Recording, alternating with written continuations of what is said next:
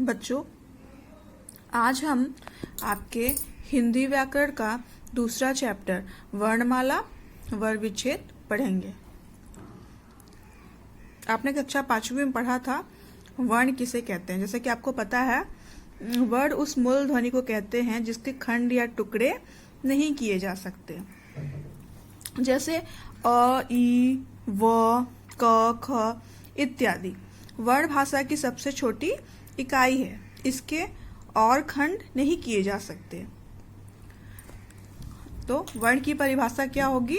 भाषा की वह छोटी से छोटी मूल ध्वनि जिसके टुकड़े ना हो सके उसे वर्ण कहते हैं। जैसे अ, ई, ए, क, ख आदि। अब हम जानेंगे वर्णमाला किसे कहते हैं। तो वर्णों के समूह को वर्णमाला कहते हैं। इसे हम ऐसे भी कह सकते हैं, किसी भाषा के समस्त वर्णों के समूह को वर्णमाला कहते हैं। प्रत्येक भाषा की अपनी वर्णमाला होती है।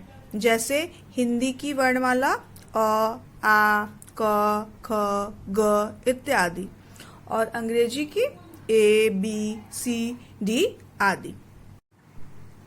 अब हम जानेंगे वर्ण यानी अक्षर के कितने भेद होते हैं। तो वर्ण या अक्षर के दो भेद होते हैं। पहला होता है स्वर और दूसरा होता है व्यंजन।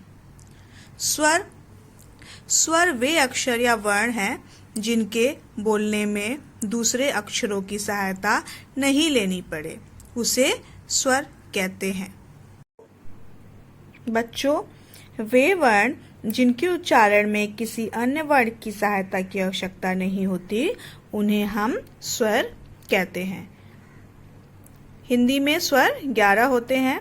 अ, आ, छोटी, बड़ी, छोटा ऊ, बड़ा ऊ, री, ए, ओ, औ आदि स्वर कहलाते हैं। अब हम जानेंगे स्वर के कितने भेद होते हैं। तो स्वर के 3 भेद होते हैं। पहला है ह्रस्व स्वर, दूसरा है दीर्घ स्वर और तीसरा है प्लुत स्वर। अब हम जानेंगे ह्रस्व स्वर के बारे में। जिन स्वरों के उच्चारण में कम समय लगता है उन्हें ह्रस्व स्वर कहते हैं। जैसे अ, आ, छोटा ऊ, री आदि ह्रस्व स्वर हैं। इन स्वरों के उच्चारण में समय कम लगता है। फिर है दीर्घ स्वर। तो वे स्वर जिनके उच्चारण में ह्रस्व स्वर से 2 गुना समय लगता है, वे दीर्घ स्वर कहलाते हैं। जैसे आ, बड़ी, छोटा ऊ, ए, ओ, औ आदि। ये कहलाते हैं दीर्घ स्वर, क्योंकि इनके उच्चारण में ह्रस्व स्वर से ज्यादा समय लगता है। बच्चों, दीर्घ स्वर 2 वर्णों के योग से बनते हैं। जैसे आ कैसे बनता है? अ प्लस अ मिलके आ बनता है। छोटी ई और छोटी ई मिलके बड़ी ई बनती है। ए कैसे बनता है? अ प्लस छोटी ई मिलके ए बनती है। अ प्लस ए मिलके ए बनता है। ओ, अ प्लस ऊ मिलके ओ बनता है। उसी प्रकार अ प्लस ओ मिलके औ बनता है। तो इसमें 2 वर्णों का मेल होता है, इसीलिए इसे दीर्घ स्वर कहते हैं और इनके उच्चारण में भी थोड़ा अधिक समय लगता है। बच्चों, अब हम तीसरा स्वर के बारे में जानेंगे, जिसे बोलते हैं प्लुत स्वर। वे स्वर जिनके उच्चारण से दीर्घ स्वर से भी अधिक समय यानी मात्राओं का समय लगता है, प्लुत स्वर कहलाते हैं। इनका चिन्ह इस प्रकार होता है। इसका प्रयोग अक्सर पुकारते समय किया जाता है, जैसे सुनो, राम, ओम। इसका चिन्ह आप नीचे लिखा हुआ है, देख सकते हैं। सरल शब्दों में कह सकते हैं, जिस स्वर के उच्चारण में तिगुना समय लगे उसे प्लुत स्वर कहते हैं। हिंदी में साधारणतः प्लुत का प्रयोग नहीं होता, वैदिक भाषा में प्लुत स्वर का प्रयोग अधिक होता है। इसे त्रिमात्रिक स्वर भी कहते हैं। अंग और अह अयोगवाह कहलाते हैं। वर्णमाला में इनका स्थान स्वरों के बाद और व्यंजनों से पहले होता है। अंग को अनुस्वार तथा अह को विसर्ग कहा जाता है। बच्चों, स्वर के बारे में हमने जान लिया, अब हम जानेंगे व्यंजन के बारे में। तो अब आप समझेंगे व्यंजन किसे कहते हैं। जिन वर्णों के उच्चारण में वायु रुकावट के साथ या घर्षण के साथ मुंह से बाहर निकलती है उन्हें व्यंजन कहते हैं। व्यंजन का उच्चारण सदा स्वर की सहायता से किया जाता है।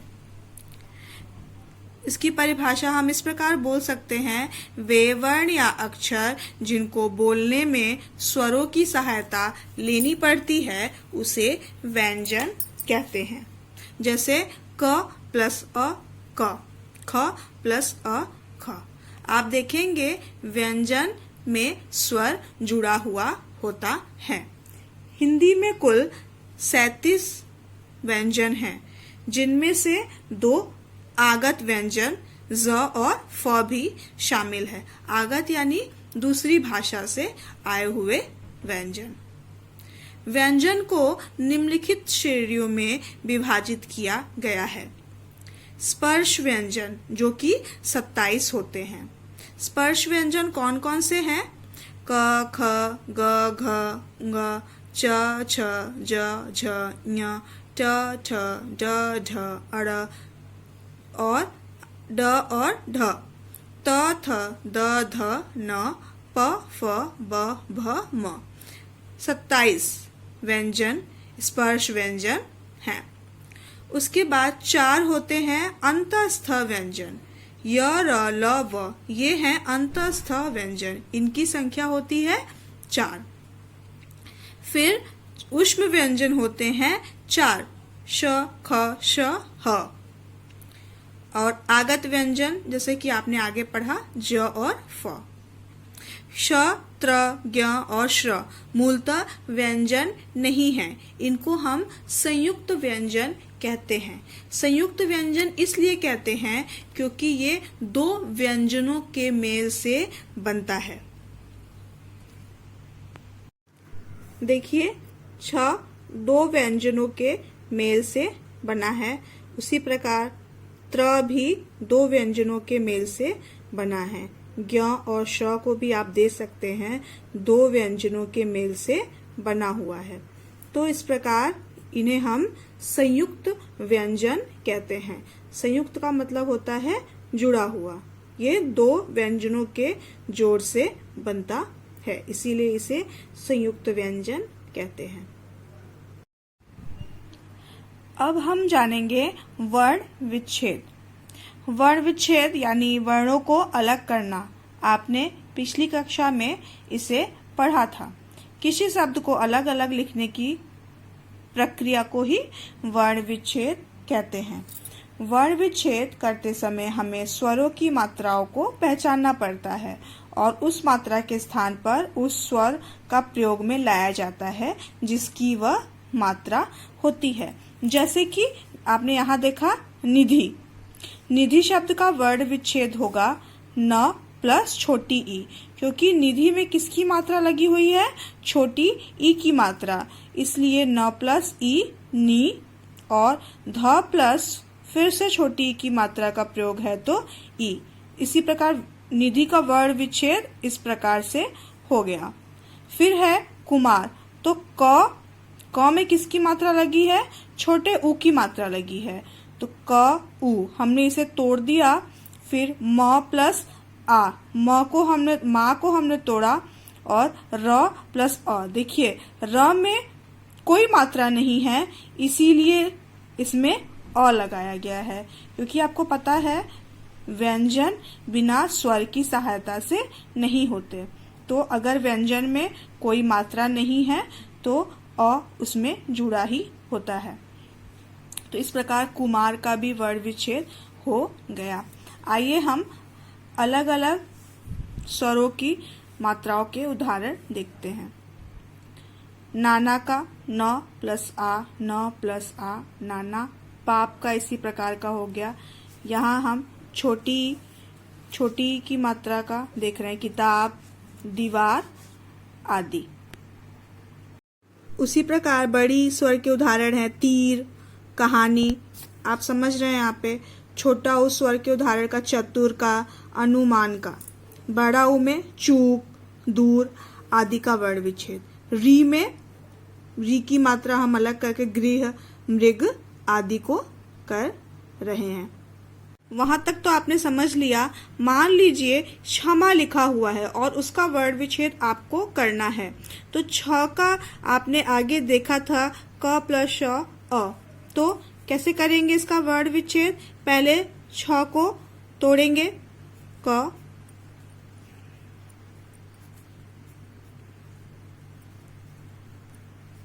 अ, है ना, फिर म। ये हो गया आपका क्षमा का वर्ण विच्छेद। उसी प्रकार चित्र का कैसे करेंगे? च में किसकी मात्रा है? छोटी की मात्रा। और त को हम कैसे तोड़ेंगे? यहाँ पे देखा त को,